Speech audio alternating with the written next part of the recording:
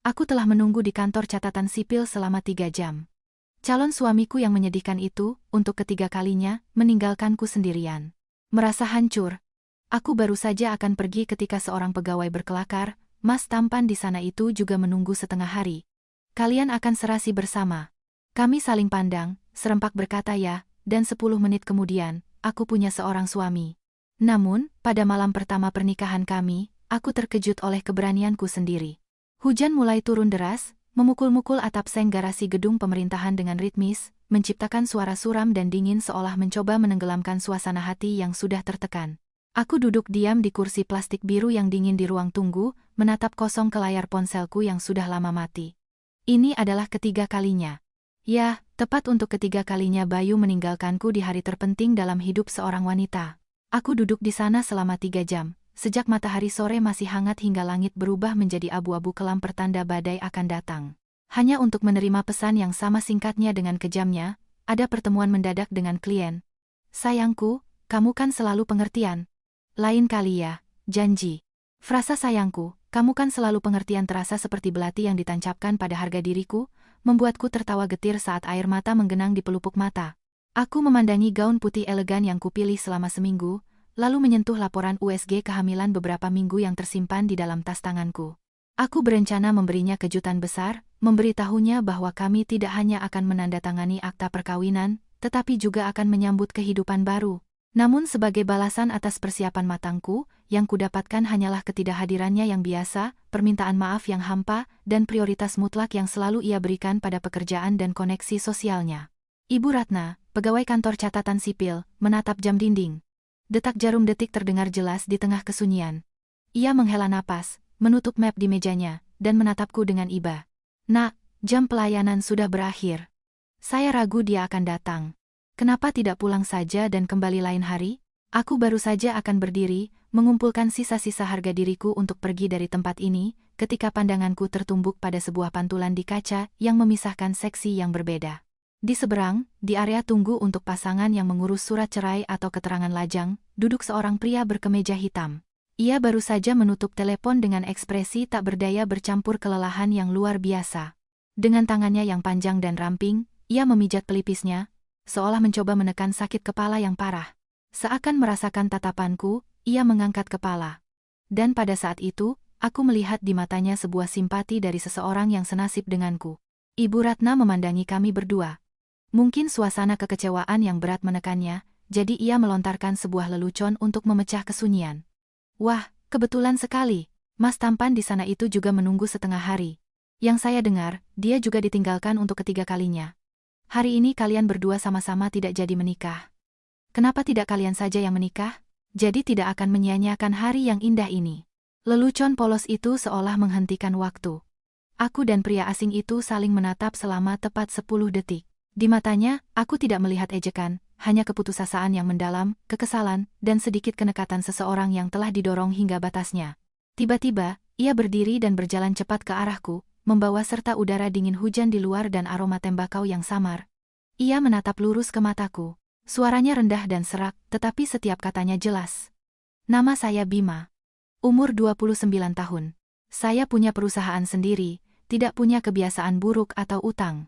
Orang tua saya masih hidup, dan saya punya seorang adik perempuan. Jika Anda juga serius tentang ini dan butuh menikah sekarang juga, mari kita menikah." Aku terpaku. Jantungku berdebar kencang di dada, seolah ingin melompat keluar bukan karena kegembiraan, tetapi karena kegilaan dari lamaran ini. Namun, bayangan Bayu yang bersenang-senang di pesta, janji-janji kosongnya, dan janin yang tumbuh di dalam diriku setiap hari, membangkitkan sisi pemberontak dalam diriku. Kenapa aku harus menunggu seseorang yang tidak menghargaiku? Kenapa aku harus pergi dengan terhina di bawah tatapan kasihan orang lain? Aku menggenggam erat gagang tasku, mengangkat kepala, dan menatap Bima. Dalam sekejap kegilaan, aku mengangguk. "Baik. Nama saya Citra, saya juga 29 tahun. Semua dokumen saya ada di sini." Ibu Ratna ternganga. Matanya membulat di balik kacamata tebalnya. Ia tidak tahu bagaimana harus bereaksi terhadap situasi yang tidak biasa ini. Namun, karena surat keterangan lajang dan berkas pribadi kami berdua sudah siap, terisi, dan lengkap, prosesnya berlangsung sangat cepat. Hanya dalam 10 menit, di bawah suara stempel yang jelas membekas di atas kertas, Bima dan aku resmi menjadi suami istri. Memegang akta perkawinan yang masih berbau tinta segar, aku memandangi pria yang baru saja menjadi suamiku. Perasaan aneh dan tidak nyata menyelimutiku. Bima memasukkan dokumen itu ke dalam saku dalam jasnya dan berbalik menatapku. Tidak ada kehangatan di matanya. Hanya kenyataan yang dingin dan keras. Ayo pergi. Sudah terlambat untuk menyesal. Bab 2. Kesepakatan di malam pertama. Aku meringkuk di sofa abu-abu di apartemen Bima, merasakan dingin yang merasuk hingga ke tulang. Meskipun hujan di luar sudah lama berhenti, apartemennya di lantai 12 sebuah gedung kelas menengah ini begitu bersih hingga terasa impersonal, lebih mirip unit pameran dari pengembang daripada sebuah rumah. Tidak ada foto keluarga, tidak ada barang-barang dekoratif, hanya warna-warna dingin putih dan hitam serta keheningan yang menyelimuti segalanya. Inilah malam pernikahanku. Tanpa lilin, tanpa bunga, tanpa janji cinta abadi. Hanya dengungan AC dan kecanggungan dua orang asing yang dipersatukan oleh selembar kertas rapuh. Bima meletakkan segelas air hangat di meja di depanku. Uapnya mengepul tipis. Ia duduk di kursi di seberang, menjaga jarak yang aman dan sopan. Ia menatapku, matanya yang dalam seolah sedang mempelajariku, lalu ia memecah keheningan yang menekan. Saya rasa kita perlu bicara jujur. Kamar tidur utama sudah ada spray bersih, kamu bisa memakainya. Saya akan tidur di sofa ruang tamu. Sikapnya yang menghargai, meskipun dingin, memberiku sedikit kelegaan sekaligus sedikit kesedihan. Aku menyesap air untuk menenangkan diri. Bima menghela napas, bersandar di punggung kursi. Suaranya menjadi lebih dalam, dipenuhi kelelahan yang tidak bisa ia sembunyikan. Ibu saya menderita kanker paru-paru stadium akhir. Dokter bilang usianya tidak akan lama lagi, mungkin hanya beberapa bulan. Aku membeku. Tangan yang memegang gelas sedikit gemetar. Aku menatapnya, menunggu kelanjutannya. Bima tersenyum pahit, senyum miring yang penuh luka. Satu-satunya keinginannya adalah melihat saya menikah dan berkeluarga sebelum beliau menutup mata selamanya. Mantan pacar saya meninggalkan saya demi atasannya begitu dia tahu tentang penyakit ibu saya. Dia tidak mau dibebani dengan keluarga yang punya orang sakit. Setiap katanya bagai batu berat yang dilemparkan ke danau yang tenang, mengaduk-aduk pikiranku. Ternyata, di balik penampilan dinginnya dan keputusan gegabahnya untuk menikah, ada sebuah tragedi keluarga, sebuah cinta anak yang memilukan. Aku menatap orang asing di depanku, merasakan campuran simpati dan ketakutan, karena aku sadar aku baru saja masuk ke dalam masalah lain. Pernikahan tanpa cinta, dengan beban keluarga baru yang sakit, dan yang terburuk, aku telah membohonginya. Keberanianku di kantor catatan sipil sore itu kini terasa sebagai beban nyata, sebuah beban di pundakku yang membuatku sulit bernapas. Aku tidak bisa terus membohongi seorang pria baik yang berada dalam situasi putus asa. Hati nuraniku tidak mengizinkannya. Aku menarik napas dalam-dalam, mengumpulkan semua keberanianku, meletakkan tangan di perutku, dan berkata dengan suara gemetar namun tegas, Bima, ada sesuatu yang harus saya katakan padamu. Saya hamil. Ini anak dari mantan tunangan saya. Keheningan total menyelimuti ruangan. Aku menundukkan kepala, tidak berani menatap matanya, menunggu ledakan amarah, hinaan, atau pengusiran segera dari rumah. Tapi tidak ada teriakan, hanya ketukan ritmis jemarinya di meja kayu, menciptakan suara yang kering dan tumpul. Setelah beberapa saat yang terasa seperti selamanya, Bima berbicara. Suaranya tidak semarah yang kubayangkan. Hanya berisi kepahitan yang tak berujung. Mantan saya juga. Mungkin saat ini dia juga sudah hamil dengan atasannya itu. Kita benar-benar dua orang bodoh yang dibuang seperti barang kedaluarsa. Aku mendongak kaget dan melihat di matanya sebuah kepasrahan dan kesedihan yang mendalam, tanpa sedikit pun jejak penghinaan padaku. Ia menatapku lurus dan menawarkan sebuah kesepakatan yang tidak bisa kupercaya. Anda butuh nama untuk anak ini. Saya butuh seorang istri agar ibu saya bisa meninggal dengan tenang. Mari kita pertahankan hubungan ini. Saya tidak akan menyulitkan Anda dan tidak akan membiarkan siapapun menyakiti Anda dan anak Anda. Sebagai imbalannya, Anda bantu saya memainkan peran sebagai menantu yang sempurna di depan ibu saya. Tawaran ini seperti pelampung yang dilemparkan kepada orang yang tenggelam, tetapi juga sebuah vonis yang mengikatku pada sebuah sandiwara tanpa batas waktu. Malam itu, meringkuk di bawah selimut asing, air mata mengalir tanpa suara di pipiku, membasahi bantal. Aku menyentuh perutku yang masih rata, merasakan kehadiran kehidupan kecil yang tumbuh setiap hari. Aku bertanya-tanya bagaimana aku akan menghadapi ibuku Bayu, dan seluruh dunia saat Fajar tiba dengan identitas baruku sebagai istri Bima.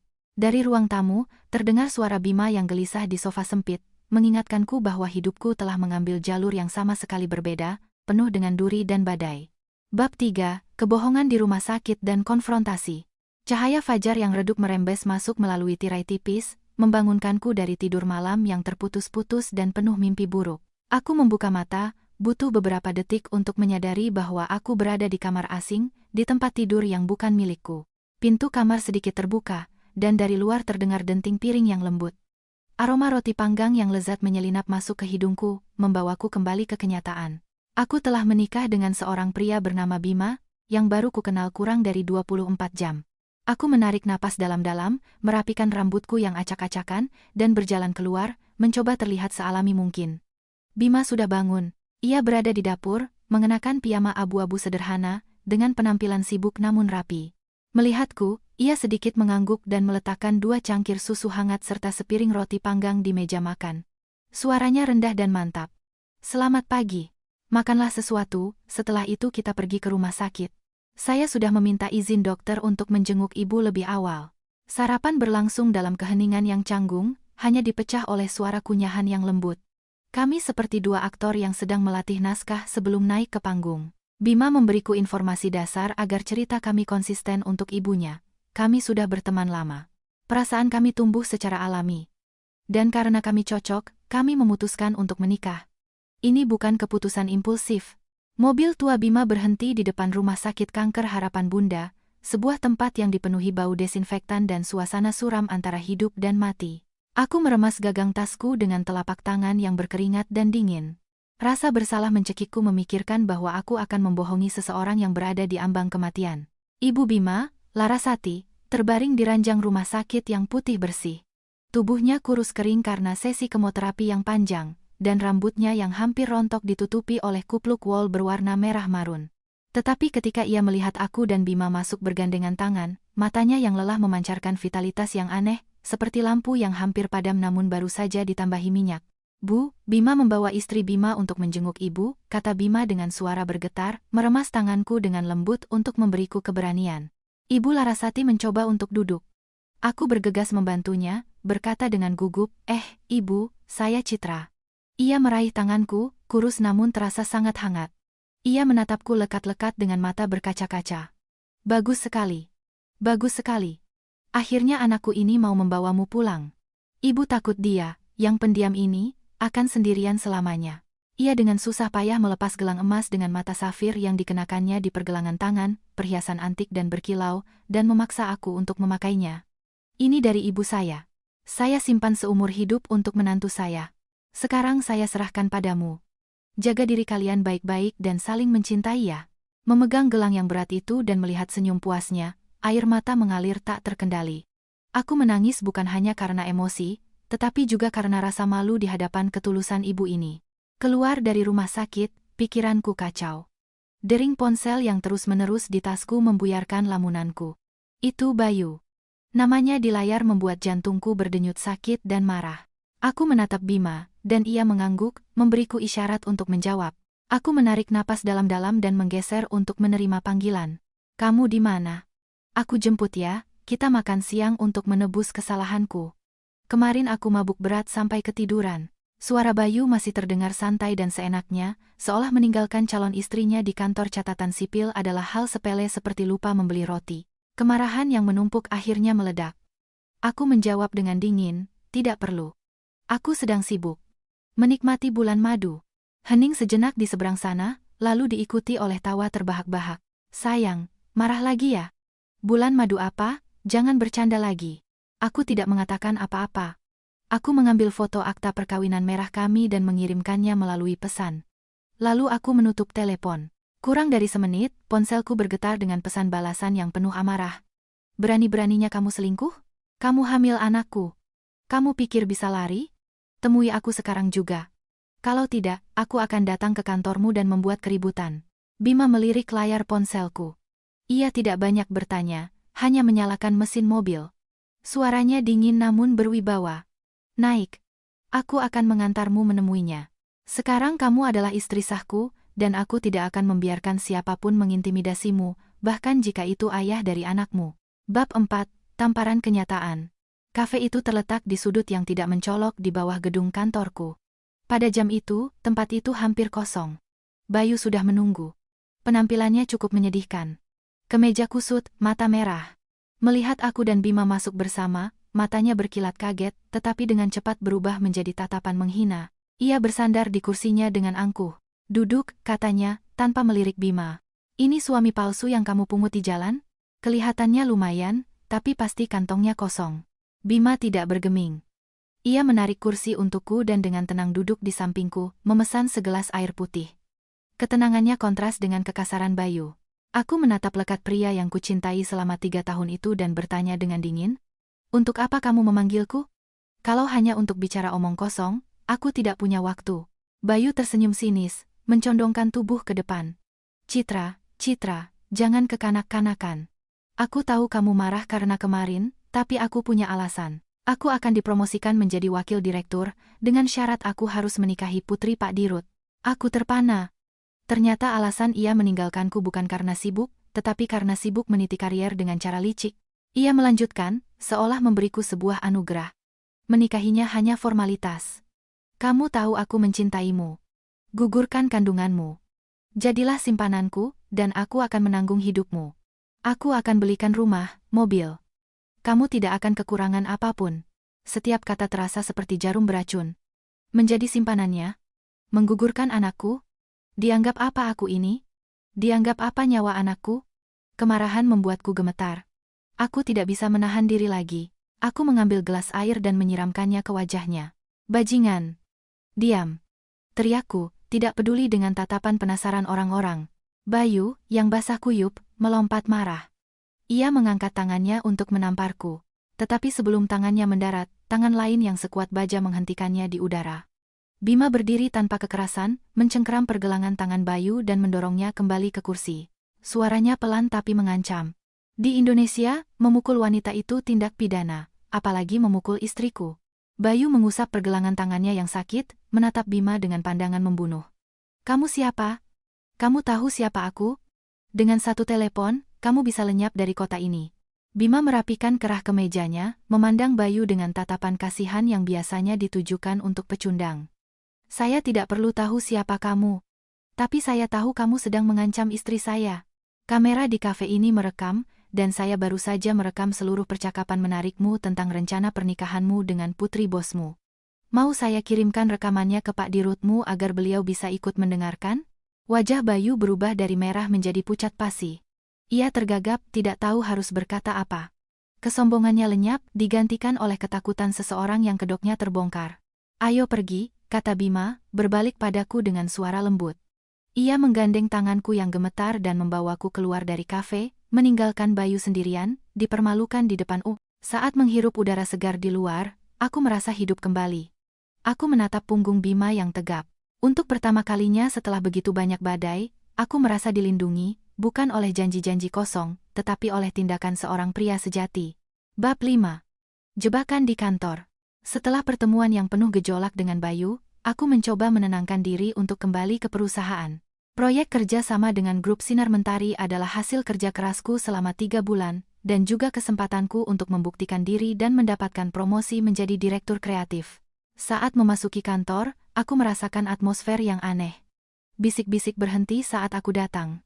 Tatapan rekan-rekanku tidak lagi penuh kekaguman, melainkan waspada, curiga, dan sedikit schadenfreude. Lina, saingan utamaku untuk posisi itu, menghampiri mejaku dengan senyum manisnya yang biasa. Citra, kudengar kamu menikah mendadak, pasti lelah sekali ya. Minumlah ini untuk memulihkan tenaga. Rapat hari ini penting. Jangan sampai urusan pribadimu memengaruhinya. Aku berterima kasih padanya dan menyingkirkan gelas kertas berisi susu itu. Perasaan tidak enak yang samar-samar muncul.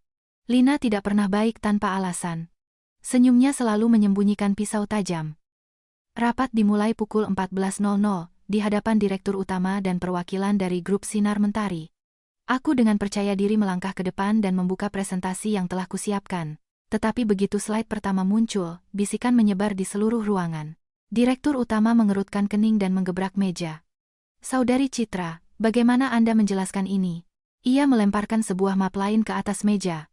Itu adalah proposal dari agensi periklanan bintang kreatif, pesaing utama kami. Dan yang paling mengerikan adalah isinya identik dengan milikku, dari ide utama dan slogan hingga analisis pasar terakhir. Bagaimana? Bagaimana mungkin, gumamku. Keringat dingin mengalir di punggungku. Aku melihat sekeliling mencari bantuan, tetapi hanya menemukan tatapan dingin. Saat itulah Lina angkat bicara dengan penyesalan palsu dalam suaranya. Bapak Direktur, saya dengar Citra sedang kesulitan keuangan dan baru saja menikah terburu-buru. Mungkin, ya, saya tidak berani menduga-duga, tapi bintang kreatif sudah mengumumkan ide ini pagi tadi. Tuduhan menjual rahasia perusahaan tergantung di atas kepalaku seperti hukuman mati bagi karierku. Departemen TI segera dipanggil. Hasilnya membuatku tak bisa berkata-kata. Riwayat komputerku menunjukkan bahwa sebuah email berisi data proposal telah dikirim dari komputerku ke alamat email Direktur Bintang Kreatif pada pukul 12.00, tepat saat aku sedang makan siang. Saya tidak melakukannya. Saat itu saya tidak ada di sini, teriakku putus asa. Tetapi bukti di layar membuat pembelaan apapun menjadi sia-sia. Direktur utama menatapku dengan kecewa dan dengan dingin memutuskan. Selama penyelidikan berlangsung, Saudari Citra diskors dari pekerjaan. Serahkan proyek ini kepada Saudari Lina dan bersiaplah untuk memberikan kesaksian di hadapan Dewan Disipliner. Aku membatu, merasa dunia runtuh di bawah kakiku. Aku mengemasi barang-barangku ke dalam sebuah kotak kardus. Lina melewatiku dan berbisik di telingaku dengan nada kemenangan, untuk bersaing denganku, kamu masih terlalu hijau, Nona. Pulanglah dan urus suami palsumu itu. Aku berjalan keluar dari gedung dengan kotak di tanganku. Matahari sore mulai terbenam, dan orang-orang bergegas melewatiku, acuh tak acuh pada seorang pecundang yang baru saja ditendang keluar dari permainan. Aku tidak menangis. Sepertinya air mataku sudah kering. Aku sadar ini bukan kebetulan, melainkan jebakan sempurna yang dibuat untuk menenggelamkanku. Aku tiba di rumah saat kota sudah terang benderang oleh lampu. Bima sedang duduk di depan meja kerjanya, cahaya monitor menerangi wajahnya yang serius. Melihatku dengan kotak itu, ia tidak terlihat terkejut. Ia diam-diam berdiri dan mengambil kotak berat itu dari tanganku. Aku ambruk di sofa, kelelahan, siap menerima pertanyaan dan tegurannya. Kamu dipecat? Tanyanya dengan ketenangan yang aneh. Aku mengangguk dan dengan getir menceritakan semua yang terjadi. Ketika selesai, aku menundukkan kepala, menunggu penghakimannya. Bima terdiam sejenak, lalu pergi ke dapur dan membawakanku segelas air hangat. Ia duduk di seberangku dan menatap mataku, mengajukan satu-satunya pertanyaan. Apakah kamu melakukannya? Aku mengangkat mata dan menggelengkan kepala dengan tegas. Tidak. Sumpah, aku tidak melakukannya. Aku mungkin miskin, tapi aku tidak akan pernah menjual etika profesiku. Bima mengangguk. Wajahnya mengendur, menunjukkan kepercayaan mutlak. Itu sudah cukup. Aku percaya padamu. Hanya 3 kata. Tapi itu lebih kuat dari 1000 penghiburan kosong. Aku merasakan gumpalan di tenggorokanku, dan air mata yang kutahan sepanjang sore akhirnya mengalir deras. Untuk pertama kalinya, seseorang percaya padaku tanpa syarat. Berikan laptopmu, dan jika bisa, coba ingat-ingat apakah kamu pernah masuk ke akun kerjamu dari perangkat lain. Suara Bima menjadi profesional dan tajam. Aku teringat bahwa ia adalah seorang programmer dan memiliki perusahaan pengembangan perangkat lunak sendiri. Aku cepat-cepat memberikan laptopku. Jari-jarinya menari di atas keyboard saat baris-baris kode berlarian di layar. Keamanan perusahaanmu cukup lemah, komentarnya. Mereka memasang keylogger di komputermu, mungkin melalui USB, atau tautan yang tidak sengaja kamu klik. Perangkat lunak ini merekam semua yang kamu ketik, termasuk kata sandi. Ia mengetik lagi sebentar, lalu menunjuk sebuah alamat IP di layar. Ini jejak akses tidak sah. Email itu tidak dikirim dari komputer kantormu, tetapi dari jarak jauh melalui proxy server untuk menyembunyikan alamat IP asli. Tapi orang yang melakukannya amatir. Dia lupa menghapus log sistem di laptopmu saat menyinkronkan data. Bima terus melacak. Sekitar 30 menit kemudian, ia menghela napas lega dan memutar layar ke arahku. Aku menemukan alamat IP aslinya. Berasal dari kafe dengan wifi tepat di seberang kantormu pada jam makan siang. Dan yang paling penting, aku berhasil memulihkan sebagian percakapan yang tidak sengaja direkam oleh spyware itu. Di layar, ada tangkapan layar percakapan yang buram namun bisa dibaca. Pengirimnya adalah Lina MKT, dan penerimanya Bayudir. Pesannya singkat namun memberatkan. Materi sudah kukirim ke Bintang Kreatif. Jangan lupa transfer sisanya. Si Citra itu habis sudah. Aku menatap layar dengan ngeri. Ternyata di balik konspirasi ini bukan hanya Lina, tetapi juga Bayu. Ia tidak hanya ingin aku kehilangan anakku, tetapi juga ingin menginjak-injakku ke dalam lumpur, merampas karier dan kehormatanku. Bima memegang tanganku yang sedingin es. Kita sudah punya bukti. Besok, aku akan pergi bersamamu ke perusahaan. Kehangatan tangannya menenangkanku. Aku menatapnya, merasakan rasa terima kasih yang tak terhingga. Di tengah badai hidupku, aku telah menemukan pelabuhan yang aman. Meskipun ini adalah pernikahan tak terduga, ada ketulusan yang aneh di dalamnya. Bab 6. Pengampunan dan badai baru. Setelah mendapatkan bukti yang dikumpulkan oleh Bima, aku tidak segera mengirimkannya ke manajemen. Aku duduk diam, menatap pesan-pesan yang sudah dicetak dengan perasaan campur aduk. Pengkhianatan Lina dan Bayu membuatku muak, tetapi memikirkan situasi Lina membuatku ragu. Lina adalah seorang ibu tunggal. Putrinya menderita penyakit jantung bawaan dan akan menjalani operasi. Semua orang di perusahaan tahu itu. Aku mengerti bahwa keputusasaan bisa membuat orang melakukan hal-hal buruk demi uang, tapi itu tidak berarti aku akan mentolerir kejahatan. Keesokan paginya, aku bertemu Lina di sebuah kedai teh yang sepi. Melihatku, ia terkejut, tetapi mencoba tetap tenang. Aku tidak berbelit-belit, langsung meletakkan dokumen-dokumen itu di atas meja. Lina, kurasa kamu harus melihat ini. Wajahnya memucat saat membaca percakapan dengan Bayu. Ia menutupi wajahnya dengan kedua tangan. Bahunya bergetar. Citra, maafkan aku.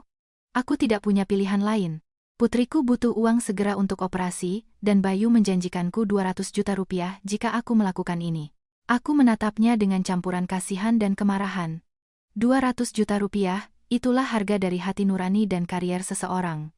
Aku menarik napas dalam-dalam. Aku tahu situasimu.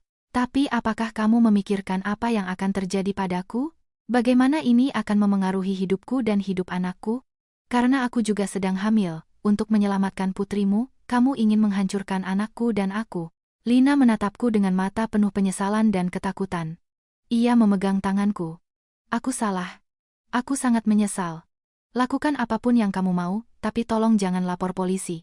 Jika aku masuk penjara, putriku akan sendirian. Permohonannya sebagai seorang ibu meluluhkan hatiku. Aku memberimu dua pilihan. Pertama, aku kirim semua ini ke manajemen dan polisi. Kedua, kamu pergi sendiri, mengakui semuanya, dan bersaksi untuk membersihkan namaku. Jika kamu memilih yang kedua, aku akan meminta pertimbangan keringanan agar kamu tidak dituntut secara pidana. Lina menatapku tak percaya. Mungkin ia tidak menyangka aku akan memberinya jalan keluar. Ia mengangguk berkali-kali di tengah isak tangisnya. Aku akan melakukannya. Aku akan mengakui semuanya. Terima kasih Citra. Terima kasih karena tidak memojokkanku. Pada hari Senin pagi, di ruang rapat manajemen yang tegang, Lina mengakui segalanya. Direktur utama, dengan wajah serius dan kecewa, berbalik ke arahku. Saudari Citra, perusahaan berutang maaf padamu. Skorsingmu dicabut. Kamu bisa kembali ke posisimu dan melanjutkan proyek. Berita itu menyebar dengan cepat. Lina dipecat, tetapi tidak dituntut, seperti yang kujanjikan. Adapun Bayu, posisi wakil direktur yang diimpikannya lenyap. Reputasinya di industri hancur, dan kariernya yang dibangun di atas tipu muslihat berada di ambang kehancuran. Malam itu, saat aku dan Bima sedang makan malam, pintu digedor dengan keras. Itu Bayu, berteriak seperti orang gila. Citra. Bima. Keluar kalian. Berani-beraninya kalian menghancurkan hidupku? Aku ketakutan. Bima menyuruhku tetap di tempat. Ia berjalan ke pintu, melihat dari lubang intip, dan mengambil ponselnya. Dengan tenang ia mulai merekam video dan berteriak, Bayu, saya sarankan kamu tenang dan pergi. Kamu mengganggu ketertiban umum. Ia terus menendang pintu. Ia mabuk atau sudah gila. Bima, tidak terprovokasi, tidak membuka pintu atau menggunakan kekerasan. Ia menelepon ketua RT dan petugas keamanan lingkungan. 5 menit kemudian, keributan itu berubah. Para tetangga, orang-orang pekerja keras dan sederhana, keluar ke koridor. Suara ketua RT terdengar. Hei, ada apa ini ribut-ribut? Mau saya panggil satpam? Bayu, seberapapun arogannya, menjadi ciut di hadapan komunitas.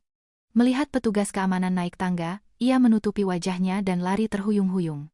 Bima membuka pintu, berterima kasih kepada semua orang, lalu menutupnya kembali. Aku melihatnya lega, lalu ia memelukku. Pelukan yang kuat dan hangat, semuanya sudah berlalu. Aku di sini. Tidak ada yang akan menyakitimu, bisiknya. Aku menyandarkan kepalaku di dadanya, merasa sangat aman. Bayu telah menunjukkan sifat pengecutnya yang sebenarnya. Dan Bima, suami palsuku, adalah benteng yang melindungiku dari badai. Hari-hari damai berlalu. Suatu sore yang hujan, kabar buruk datang dari rumah sakit. Penyakit Ibu Bima memburuk secara drastis, kanker telah menyebar ke tulang dan otak. Usianya tinggal menghitung hari. Aku dan Bima bergantian berjaga di rumah sakit. Melihat kehidupan perlahan-lahan meninggalkan tubuhnya yang rapuh membuat hatiku hancur. Dalam momen kesadaran yang langka, Ibu Larasati memanggilku. Ia mengeluarkan buku tabungan tua dari bawah bantalnya, dan dengan gemetar meletakkannya di tanganku. Citra, ini sedikit tabungan yang Ibu kumpulkan seumur hidup dari berjualan sayur. Tidak banyak, tapi ambillah untuk mengurus cucu Ibu. Suaranya berbisik terputus-putus. Aku mengambil buku itu, air mata mengalir, dan aku menggelengkan kepala. Bu, saya tidak bisa menerimanya. Simpan ini untuk pengobatan Ibu. Ia tersenyum. Senyum yang lemah namun penuh pengertian. Anak bodoh. Ibu tahu betul bagaimana kondisi Ibu. Ibu juga tahu kalian menikah terburu-buru hanya untuk membuat Ibu senang. Aku membeku dan menatap Bima.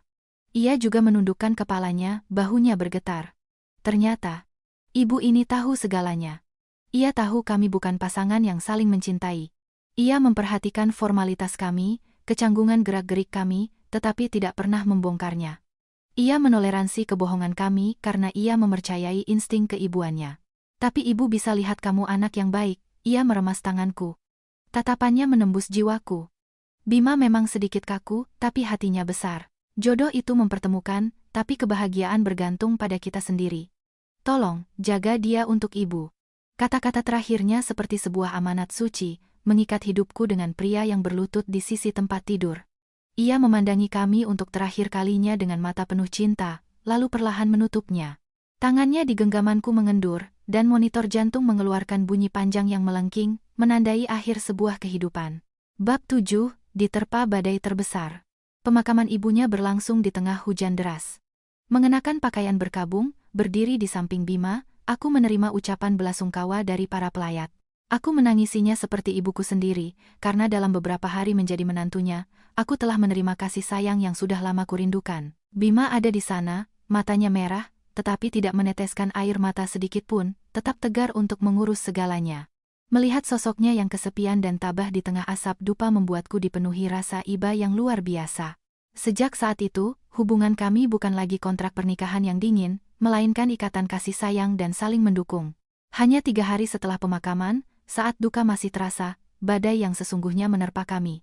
Pagi-pagi sekali, saat Bima sedang menyalakan dupa di altar ibunya, pintu digedor dengan paksa. Aku membukanya dan melihat 2 orang polisi dan seorang pria berpakaian preman. Wajah mereka serius dan dingin. Apakah Bapak Bima Santoso ada di rumah?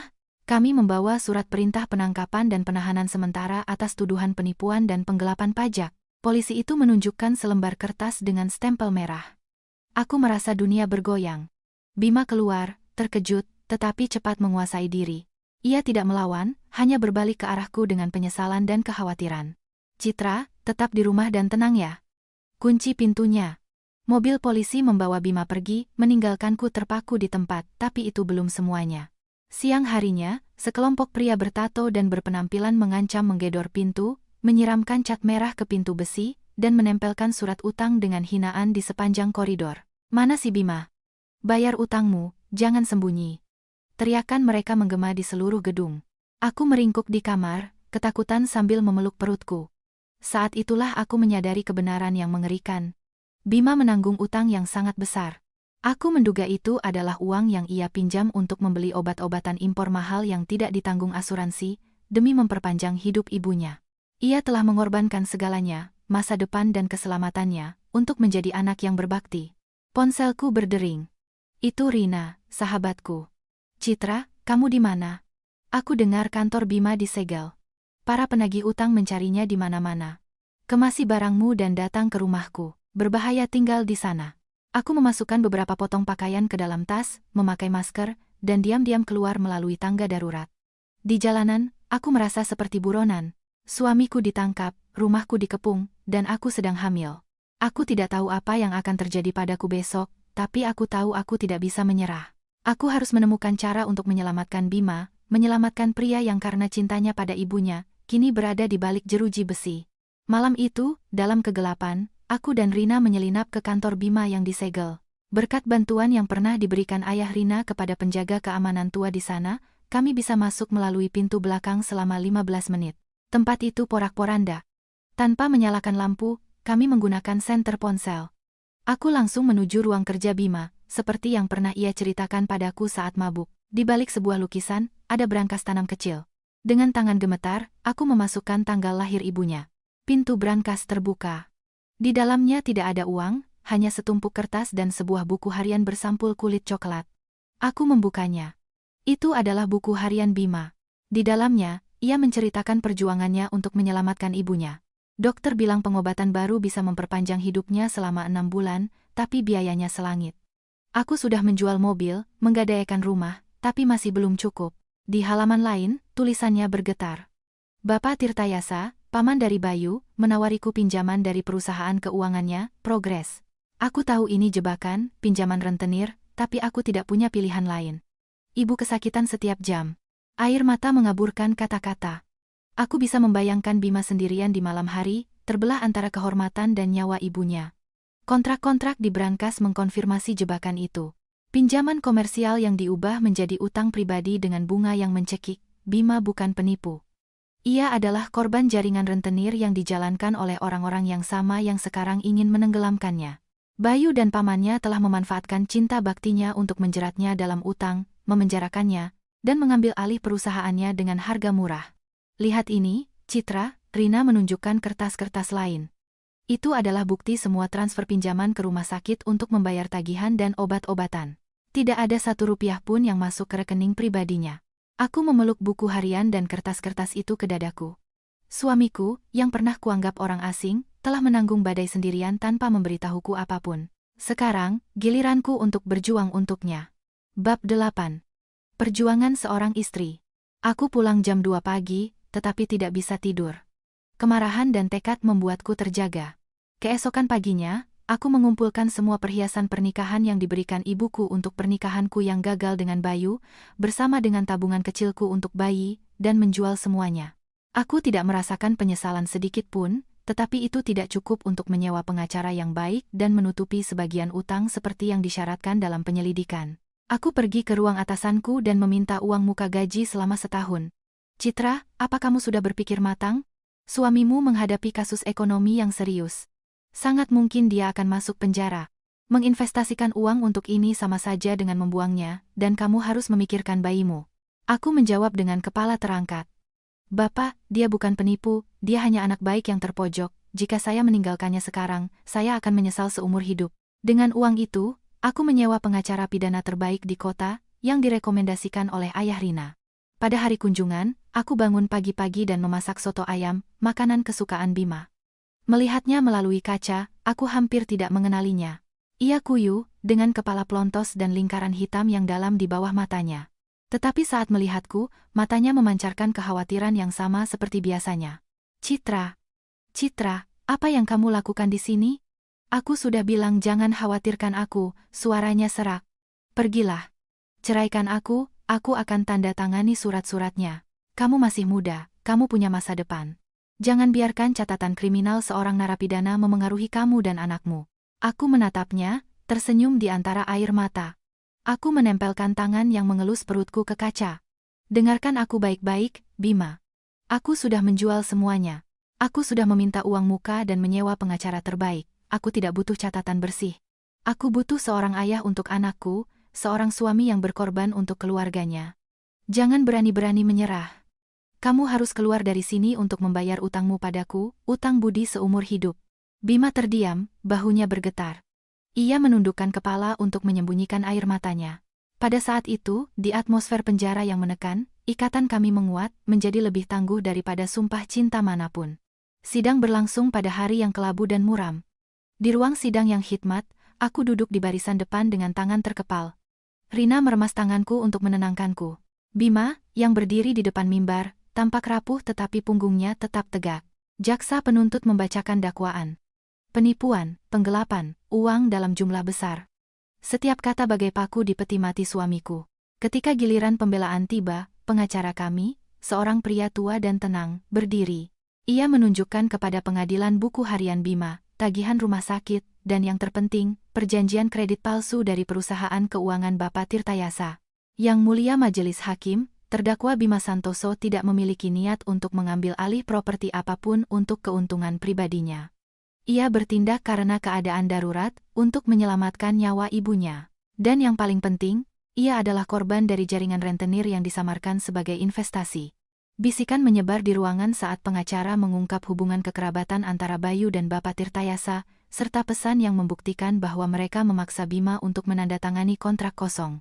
Tatapan hakim ketua melunak saat ia mempertimbangkan keadaan yang meringankan, reputasi baik, kejahatan pertama, motif cinta bakti, dan upaya untuk mengganti kerugian.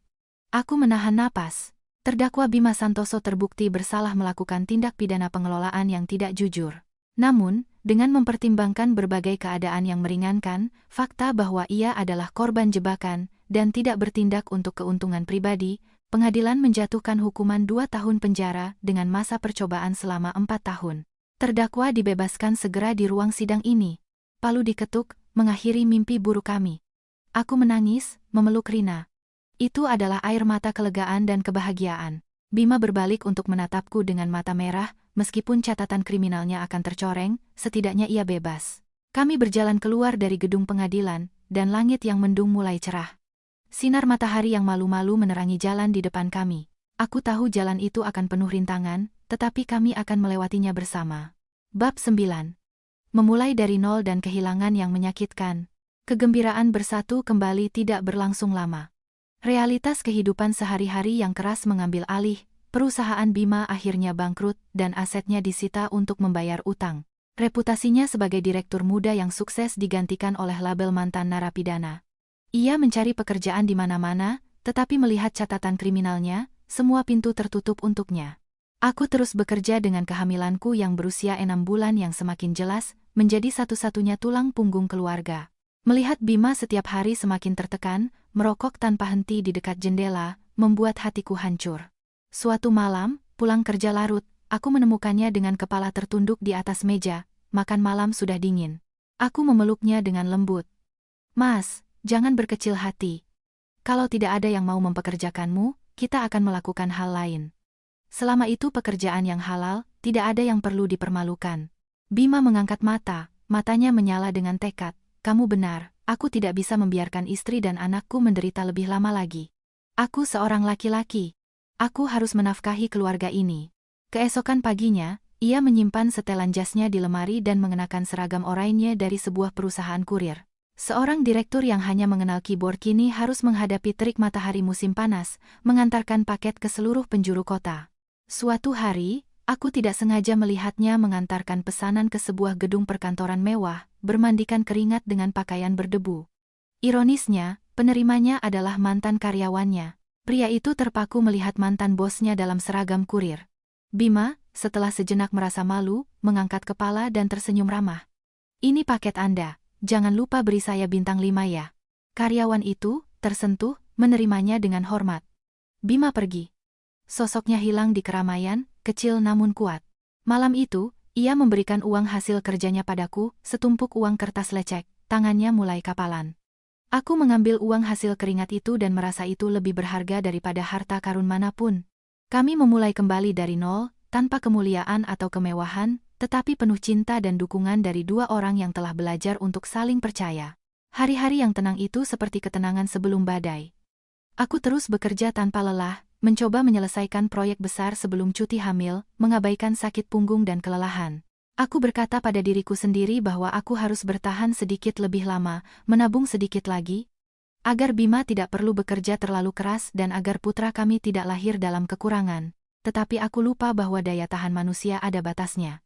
Malam itu di kantor, saat aku mencoba mengambil dokumen dari rak yang tinggi, rasa sakit yang tajam dan merobek menusuk perutku. Aku menjatuhkan kertas-kertas itu dan membungkuk kesakitan. Ini bukan rasa sakit biasa. Tanganku berkeringat, penglihatanku kabur. Mbak Citra, Mbak baik-baik saja. Darah. Ya Tuhan, dia pendarahan. Teriakan seorang anak magang membuat seluruh kantor panik. Aku melihat ke bawah dan melihat genangan merah menyebar di lantai putih. Aku mulai kehilangan kesadaran, tetapi naluri keibuanku membuatku panik. Aku menggumam, selamatkan. Selamatkan bayiku. Telepon suamiku. Rekan-rekanku memanggil ambulans. Suara sirene memecah keheningan malam. Aku dibawa ke unit gawat darurat dalam keadaan setengah sadar. Aku mendengar dokter berbicara tentang solusio plasenta, pendarahan hebat, gawat janin, operasi caesar darurat untuk menyelamatkan sang ibu. Pintu UGD terbuka, dan untuk sesaat aku melihat Bima berlari ke arahku. Ia masih mengenakan seragam kurirnya. Wajahnya yang terbakar matahari pucat pasi. Ia mendorong petugas keamanan untuk mencapai brankarku, matanya merah dan penuh air mata. "Citra, aku di sini. Jangan takut," teriaknya dengan suara parau karena panik. Ia mencoba memegang tanganku, tetapi seorang perawat menghentikannya. Ia berlutut di depan pintu ruang operasi, memohon kepada para dokter, "Dokter, tolong selamatkan mereka. Selamatkan istri dan anak saya. Kalau terjadi apa-apa dengannya, bagaimana saya bisa hidup?" Gambaran pria kuat yang hancur dan tak berdaya itu adalah hal terakhir yang kulihat sebelum anestesi menelanku ke dalam kegelapan. Dalam ketidaksadaranku, aku terus mendengar suara Bima memanggilku, sebuah jeritan yang memilukan. Aku terbangun di sebuah ruang putih dengan bau eter yang menyengat. Kepalaku sakit, dan aku merasakan kekosongan yang mengerikan di perutku. Aku menyentuh perutku yang sebelumnya buncit, kini rata dan diperban. Rasa kehilangan lebih cepat terasa daripada sakit fisik. Aku menoleh dan melihat Bima tertidur dengan kepala di tepi tempat tidur, masih memegang tanganku. Merasakan gerakanku, ia terbangun. Matanya bengkak dan ia memiliki janggut beberapa hari. Ia menatapku dengan campuran rasa sakit dan kelegaan yang tak terhingga. Aku menggerakkan bibirku. Tenggorokanku kering. "Bayinya. Di mana putra kita?" Bima tidak langsung menjawab. Ia membungkuk dan mencium keningku, ciuman gemetar yang asin karena air mata. Ia meremas tanganku. Suaranya pecah. "Dengarkan aku baik-baik. Dokter sudah melakukan yang terbaik, tapi bayi kita terlalu prematur. Paru-parunya belum berkembang. Dia pergi jam 3 pagi. Pikiranku menjadi gelap. Dia pergi. Bayi yang kukandung selama 7 bulan, yang kuajak bicara setiap malam. Satu-satunya harapan kami. Sudah tiada." Aku tidak berteriak, tidak pingsan. Aku tetap diam. Air mata mengalir tanpa suara di pelipis, rasa sakitnya terlalu besar. Hari-hari berikutnya adalah neraka. Aku jatuh ke dalam depresi berat. Aku menolak untuk berbicara, makan, atau minum. Aku menolak dunia, termasuk Bima. Tapi ia tidak menyerah. Ia menyembunyikan rasa sakitnya sendiri untuk merawatku. Aku tahu ia menderita sama beratnya, karena ia mencintai bayi itu seolah-olah itu anaknya sendiri. Ia mengambil cuti kerja untuk bersamaku siang dan malam. Ia dengan sabar menyuapiku, membersihkanku, menceritakan hal-hal sepele untuk menjaga hubunganku dengan kenyataan. Terkadang di malam hari, aku berpura-pura tidur dan mendengarnya menangis diam-diam di kamar mandi. Lalu ia akan keluar, menyelimutiku, dan terjaga sepanjang malam sambil memegang tanganku. Cintanya dan pengorbanannya yang tanpa kata adalah jangkar yang mencegahku tenggelam dalam keputusasaan. Aku sadar, aku telah kehilangan putraku, tapi aku tidak bisa kehilangan dia juga. Sebulan kemudian, kesehatanku membaik, tetapi jiwaku masih kosong. Seorang psikolog menyarankan untuk mengganti suasana. Pada hari Minggu, Bima membawaku dengan motor tuanya keluar kota, ke tempat yang tenang. Kami berhenti di depan sebuah rumah besar dengan papan nama kayu. Panti Asuhan Sinar Harapan. Tawa anak-anak menusuk hatiku. Bima memegang tanganku. "Percayalah padaku, sebentar saja. Kalau kamu tidak tahan, kita pergi." Aku dengan enggan masuk. Anak-anak, beberapa cacat, yang lain ditinggalkan, memiliki mata yang penuh kegembiraan polos. Aku duduk di bangku di samping. Pandanganku bertemu dengan seorang gadis kecil yang duduk sendirian di sudut. Usianya sekitar 3 tahun. Ia kurus dan mengenakan gaun bunga lusuh. Ia memiliki mata besar, gelap, dan sangat sedih. Kesedihan yang tidak sesuai dengan usianya. Aku menghampirinya. Ia menatapku tanpa rasa takut. Aku berjongkok. "Halo, siapa namamu?" Ia tidak menjawab, hanya menyodorkan sekuntum bunga liar yang dipegangnya. "Jangan menangis." Aku menyentuh wajahku dan sadar aku sedang menangis. "Namanya Dahlia," kata salah seorang pengasuh. "Dia sangat pendiam. Dia ditinggalkan di depan pintu pasar beberapa bulan yang lalu. Dia sangat tertutup, tapi hari ini dia memberimu bunga. Pasti ada ikatan khusus." Dahlia menatapku, dan tiba-tiba tangan kecilnya yang kotor meraih jari kelingkingku. Pada saat itu, gelombang hangat menjalari tubuhku, mencairkan es di hatiku. Aku memeluknya dan menangis, tapi kali ini adalah air mata penebusan. Aku tahu, gadis kecil ini telah memilihku, dan aku membutuhkannya untuk hidup kembali. Bab 10. Kebahagiaan yang diuji kembali. Keputusan untuk mengadopsi Dahlia terasa cepat dan alami. Kami tahu itu akan sulit. Pengasuh, melihat berkas Bima dengan catatan kriminalnya, menatap kami dengan cemas. Hukum adopsi sangat ketat. Maaf, tapi dengan riwayat seperti ini, kecil kemungkinannya akan disetujui. Bima tidak menyerah. Dengan ketulusan yang menyentuh wanita itu, ia berkata, "Saya membuat kesalahan untuk menyelamatkan ibu saya, tapi saya tidak pernah menyakiti siapapun. Saya berjanji akan mendedikasikan sisa hidup saya untuk menebusnya pada gadis kecil ini. Tolong, bantu kami." Tetapi hukum tetaplah hukum. Saat itulah Rina, malaikat pelindungku, muncul kembali. Berkat koneksi ayahnya, ia berhasil mendapatkan surat keterangan kelakuan baik untuk Bima. Ia juga membantuku membuktikan bahwa penghasilanku sebagai desainer lepas stabil. Setelah 2 bulan birokrasi yang tak berkesudahan, akhirnya permohonan kami disetujui. Pada hari Dahlia pulang, langit cerah dan matahari bersinar. Aku dan Bima gugup seolah-olah kami akan menikah. Dahlia, memeluk boneka beruang tuanya, memandangi rumah barunya dengan mata penasaran, tidak melepaskan bajuku. Apartemen sewaan kami yang kecil dipenuhi cahaya dan kehangatan. Bima membuatkan tempat tidur kecil untuknya dari kayu daur ulang, dicat dengan warna merah muda yang ia pikir akan disukainya. Aku menjahitkan beberapa gaun untuknya dari kain perca. Saat makan malam bersama pertama kali, Dahlia duduk di kursi tinggi yang dibuatkan Bima. Ia menyajikan potongan daging terbaik untuknya. "Makan, nak. Ayah adalah koki terbaik di Indonesia." Dahlia memandangi kami berdua dan tersenyum. Senyum pertamanya yang bersinar. "Terima kasih, Papa Bima. Terima kasih, Mama Citra." Kata-kata itu membuat Bima berpaling untuk menyeka air mata, dan aku meleleh dalam kebahagiaan. Di rumah kami, setelah begitu banyak badai, akhirnya terdengar tawa anak-anak. Bagian yang hilang telah kembali ke tempatnya. 3 tahun berlalu. Rumah sewaan kecil kami selalu penuh tawa. Dahlia, yang kini berusia 6 tahun, adalah seorang gadis cantik dan sopan. Matanya yang sedih kini bersinar karena gembira. Hidup kami juga stabil. Bima bukan lagi seorang kurir.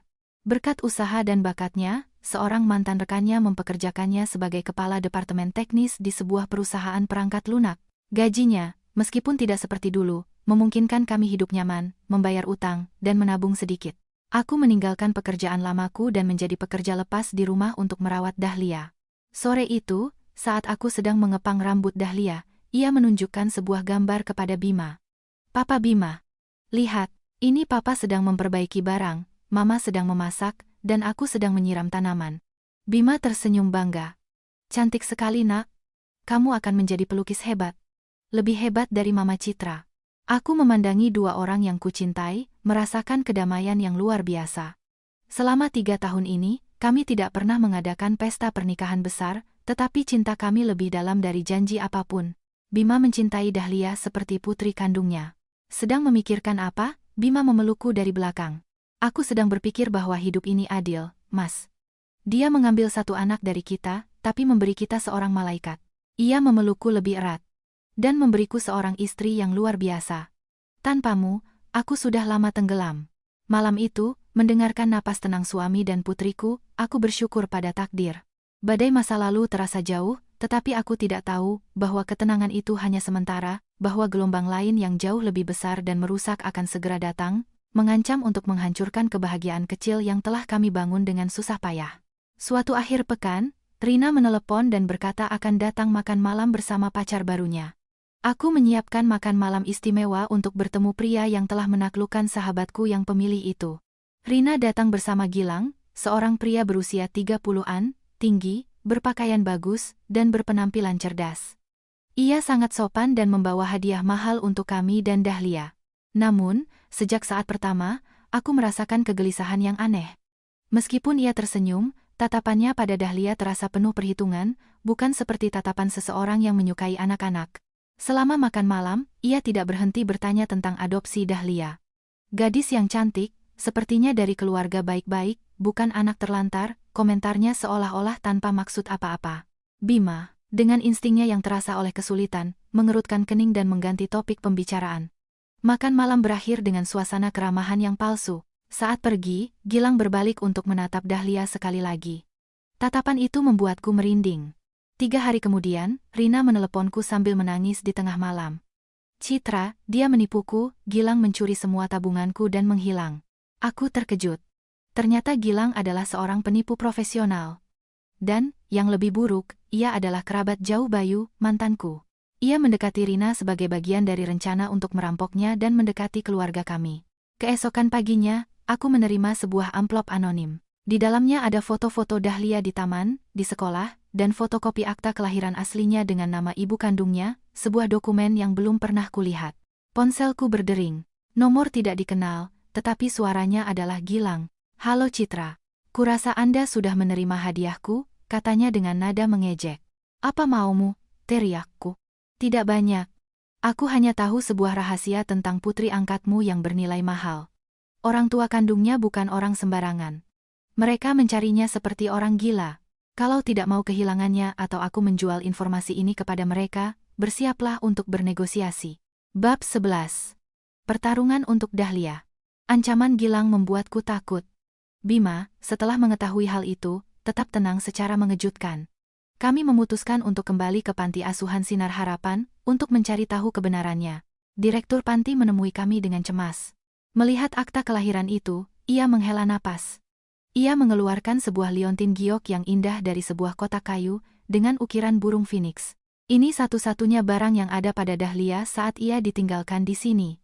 Saya menyembunyikannya, takut seseorang akan menyakitinya atau mengklaimnya karena nilainya. Liontin ini membuktikan bahwa ia berasal dari keluarga terpandang. Saat itu, ponselku berdering lagi. Panggilan video dari Gilang. "Sekarang percaya. Dahlia kecil itu sebenarnya bernama Ayu Prameswari. Dia putri konglomerat properti, Tuan dan Nyonya Prawiroharjo. Beberapa tahun yang lalu mereka bangkrut dan terpaksa melarikan diri dari negara, makanya mereka meninggalkannya. Sekarang mereka kembali, lebih kaya dari sebelumnya, dan menawarkan hadiah 5 miliar rupiah bagi siapapun yang menemukannya." 5 miliar rupiah. Jumlah itu membuatku terpana, tetapi yang lebih membuatku ngeri adalah kekejaman orang tua itu. "Aku akan memberimu kesempatan," kata Gilang. 400 juta rupiah ke rekeningku, dan aku akan diam. Kalian punya waktu 3 hari. Setelah itu, jangan salahkan aku jika Tuan dan Nyonya Prawiroharjo mengetuk pintumu. Layar menjadi gelap, meninggalkan kami dalam keputusasaan total. 400 juta rupiah adalah jumlah yang sangat besar bagi kami, tetapi ketakutan kehilangan Dahlia 1000 kali lebih kuat. Untuk melawan Gilang, kami perlu mengetahui kelemahannya. Bima punya ide berani, berbicara dengan Bayu. Meskipun kami membencinya, ia adalah sepupu Gilang. Melalui beberapa kenalan, aku mengetahui bahwa Bayu menderita kanker lambung stadium akhir di rumah sakit penjara. Ketika aku mengunjunginya, tidak ada sisa-sisa dari direktur sombong yang kukenal. Ia seperti kerangka berjalan. Melihatku, matanya menunjukkan keterkejutan, lalu penyesalan yang mendalam. "Kamu datang untuk menertawakanku. Aku tahu aku salah. Karma datang dengan cepat. Aku tidak lagi merasakan kebencian, hanya kasihan. Aku datang bukan untuk itu. Aku datang untuk bertanya tentang Gilang." Mendengar namanya, wajah Bayu menegang karena marah. Dia bukan manusia. Ketika aku masuk penjara, dia menipu ibuku untuk menyerahkan properti terakhir keluarga dan membiarkannya mati sendirian di panti jompo. Hati-hati sekali dengannya, Citra. Dia sedang dicari di 2 provinsi karena penipuan. Dia putus asa. Dia mampu melakukan apa saja. Suatu kali dia membual punya informasi tentang keluarga kaya, mungkin keluarga putrimu. Informasi dari Bayu sangat berharga. Gilang tidak terkalahkan. Ia adalah penjahat yang terpojok. Melaporkannya ke polisi akan menjadi satu-satunya hal baik yang kulakukan dalam hidupku, untuk sedikit menebus dosa atas bayi yang kita hilangkan, katanya sambil menangis. Penyebutan tentang bayi kami yang hilang menyakitiku, tetapi aku memutuskan untuk melepaskannya. "Beristirahatlah. Aku akan melakukan apa yang kau katakan. Masa lalu biarlah berlalu." Aku keluar dari penjara saat hujan mulai turun. Bayu sedang membayar harga atas ambisinya. Kami masih punya kesempatan untuk memperjuangkan kebahagiaan kami. 2 hari sebelum ultimatum Gilang berakhir, sebuah mobil hitam mewah berhenti di depan rumah sederhana kami. Tuan dan Nyonya Prawiroharjo, orang tua kandung Dahlia, keluar. Mereka masuk tanpa melepas sepatu, memandangi rumah sederhana kami dengan tatapan menghina. "Kami adalah Tuan dan Nyonya Prawiroharjo," kata sang wanita. "Kami datang untuk putri kami, Ayu. Tempat ini seperti kandang. Di sini tidak ada Ayu," jawabku dengan tenang. Yang ada hanya putriku, Dahlia, dan dia sedang di sekolah. Anda tidak berhak masuk seperti ini. Sang pria tersenyum sinis dan membuka sebuah koper penuh uang. 1,5 miliar rupiah. Ini bayaran karena kalian sudah merawatnya. Dengan uang ini, kalian bisa membeli rumah dan mengubah hidup kalian. Ambil uangnya dan tanda tangani surat pelepasan hak asuh. Minggu depan kami akan membawanya ke Amerika. Aku merasa sangat mual. Mereka pikir mereka bisa membeli putri mereka seperti barang. Keluar dari sini. Bawa uang kalian dan pergi. Teriakku pada mereka.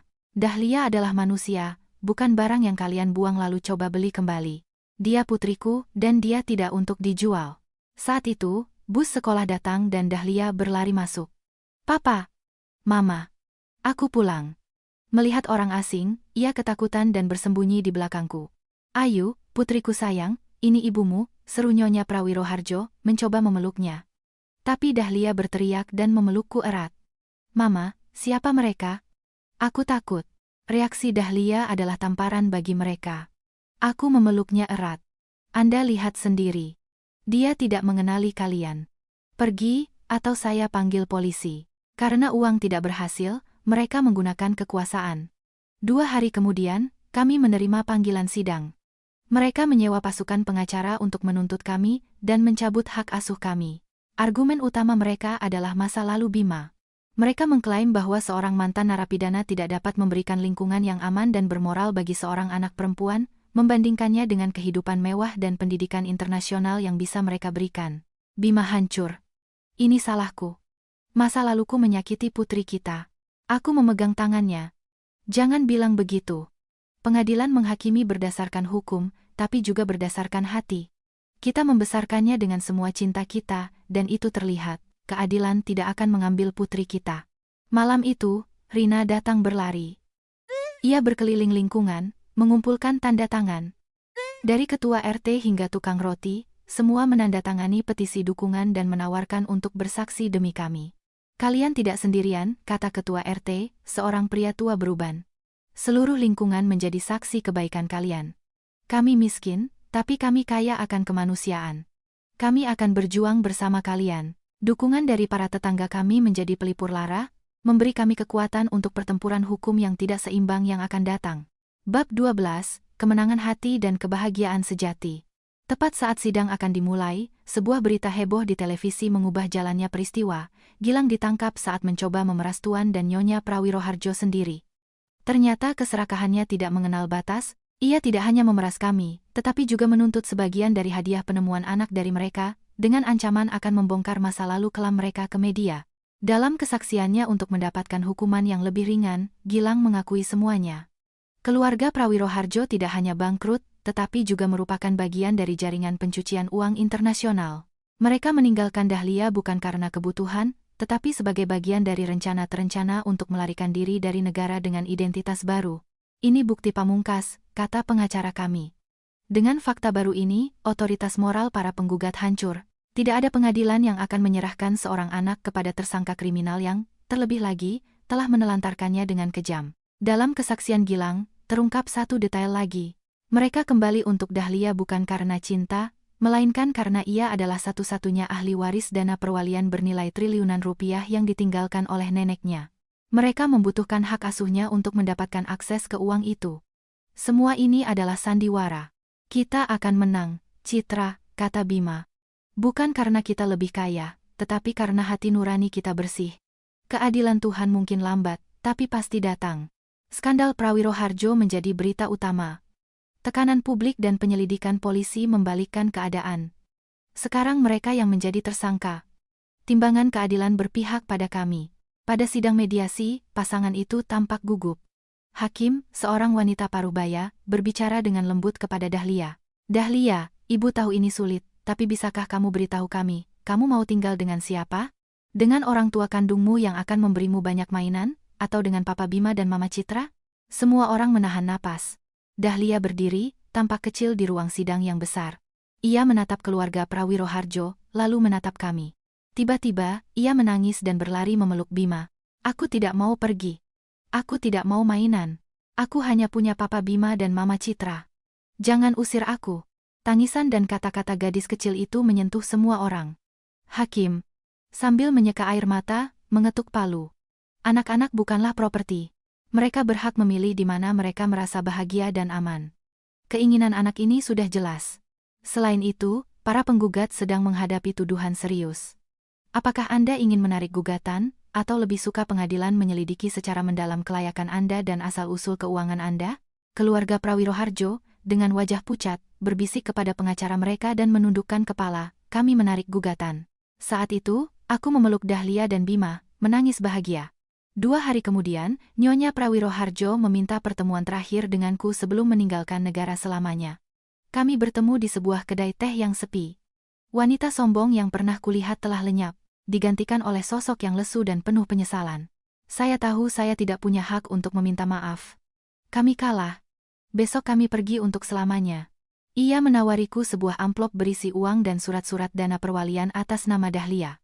Ini hal terakhir yang bisa saya lakukan untuknya. Aku dengan lembut menolak uang itu.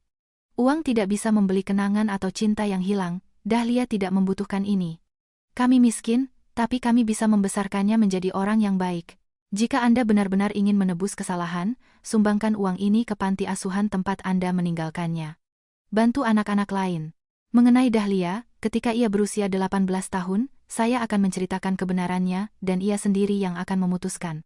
Wanita itu menangis, membungkuk dalam-dalam padaku, dan pergi. Sosoknya yang kesepian larut dalam gerimis hujan. Aku meminum tehku, pahit pada awalnya, tetapi dengan sisa rasa manis. Aku merasa ringan, terbebas dari beban yang besar. Badai telah berlalu, dan kedamaian kembali ke keluarga kecil kami. Suatu malam, Bima berlutut di hadapanku di ruang tamu kecil kami. Ia tidak membawa buket mawar, tetapi bunga liar dan sebuah kotak beludru kecil. Citra. 3 tahun lalu kita bersatu karena putus asa. Aku berutang padamu sebuah lamaran dan pernikahan yang sesungguhnya. Terima kasih karena tidak melepaskan tanganku di saat-saat tersulit. Terima kasih telah mencintai Dahlia seperti putrimu sendiri. Maukah kamu menjadi istriku? Kali ini, dengan sungguh-sungguh. Aku menatap pria yang telah melewati begitu banyak pertempuran bersamaku. Aku melihat kerutan di matanya, jejak kehidupan yang keras, dan mengangguk, menangis bahagia. Ia memasangkan cincin emas sederhana di jariku, dan kami bertiga berpelukan. Seminggu kemudian, kami merayakan pernikahan kami di halaman kompleks perumahan. Itu adalah perayaan sederhana, tetapi penuh kehangatan dan sukacita, yang diatur oleh tetangga kami. Ketua RT memimpin upacara. Rina menjadi pengiring pengantinku, dan Dahlia, berpakaian seperti putri, membuka jalan kami dengan sekeranjang bunga. Aku memandangi Bima, Dahlia, semua teman kami, dan merasakan hatiku dipenuhi kebahagiaan yang luar biasa. Kami telah menempuh perjalanan panjang, tetapi akhirnya, kami telah tiba di rumah. Waktu berlalu dengan tenang dan damai. Setahun setelah pernikahan, pada hari ulang tahun ke-7 Dahlia, saat aku sedang mempersiapkan pesta, aku merasakan pusing yang tiba-tiba dan pingsan. Citra. Teriakan ketakutan Bima membawaku kembali ke mimpi buruk 3 tahun lalu. Ia menggendongku ke rumah sakit, berlari seperti orang gila. Di unit gawat darurat, saat ia menunggu di luar dengan pucat dan gemetar, seorang dokter keluar sambil tersenyum. Selamat, ibu dan janinnya dalam keadaan baik-baik saja. Janin, istri saya. Hamil? Gumam Bima tidak percaya. Dokter itu mengangguk. Ya, 8 minggu. Dia pingsan karena kelelahan dan tekanan darah rendah, tapi semuanya baik-baik saja. Ini kabar baik. Kenapa Anda begitu ketakutan? Bima merosot di dinding, menangis seperti anak kecil. Itu adalah air mata kelegaan, kebahagiaan yang begitu besar hingga ia tidak bisa mempercayainya. Ketika aku bangun dan mengetahui berita itu, emosi meluap-luap. Bima masuk bersama Dahlia, membungkuk, dan menciumku. Terima kasih, Citra. Syukurlah. Dahlia, kamu akan menjadi kakak. Gadis kecil itu melompat gembira dan menempelkan telinganya ke perutku. Halo, adik kecil. Aku kakak Dahlia. Cepat keluar ya, main sama aku. Ruangan itu dipenuhi tawa dan air mata bahagia. Luka lama telah sembuh, memberikan ruang bagi harapan baru. Suatu minggu sore, matahari keemasan menyinari taman kecil kami. Aku memperhatikan Bima mengajari Dahlia dan putra kecil kami, Ivan, yang kini berusia 2 tahun, bermain catur. Suara tawa mereka adalah musik pengiring dunia kami. Aku menerima pesan dari Rina. Gilang divonis 15 tahun penjara, dan Lina, setelah dipecat, pindah ke kampung halamannya karena malu. Aku membaca pesan itu dan tersenyum. Masa lalu tidak lagi memengaruhiku. Hukum karma selalu bekerja. Aku menatap langit, mengenang sore yang hujan di kantor catatan sipil itu. Pada hari yang penuh keputusasaan itu, aku mempertaruhkan hidupku pada sebuah pernikahan dengan orang asing. Siapa sangka taruhan itu akan memberiku sebuah keluarga, suami yang luar biasa, dan anak-anak yang cantik. Kebahagiaan terkadang ditemukan dalam keputusan-keputusan berani, dan dalam cinta yang dibangun setiap hari. Mama, ayo lihat. Papa kalah main catur. Suara Dahlia membuyarkan lamunanku. Aku berdiri dan menghampiri mereka. Bima menatapku dengan cinta dan memelukku. Aku menggenggam tangannya, tangan yang sama kasar namun hangat yang telah membimbingku melewati begitu banyak badai. Masa lalu telah ditutup. Besok, matahari akan terbit lagi, dan kami akan terus hidup, mencintai, dan menghargai setiap momen berharga dari kehidupan yang sederhana dan indah ini. Terima kasih atas waktu dan perhatian Anda. Dengan hormat dan sampai jumpa lagi.